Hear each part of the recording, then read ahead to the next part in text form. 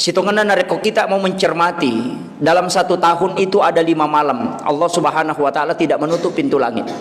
Siapa yang bermunajat pada 5 malam itu maka doanya pasti mustajabah. Yang pertama adalah malam 1 Rajab, yang kedua adalah malam Lailatul Qadar, yang ketiga adalah malam nisfus Sya'ban, kemudian yang keempat adalah malam hari raya Idul Fitri, dan yang kelima adalah malam hari raya Idul Adha.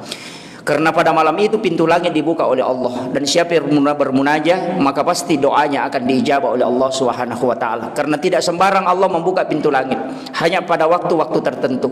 Kami maka setiap 24 jam itu Allah membuka pintu langit tidak.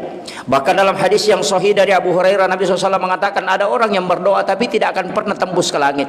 Dari langit pertama sampai ke langit ke-7 tidak bisa tembus. Kenapa? Karena pintu langit tidak terbuka.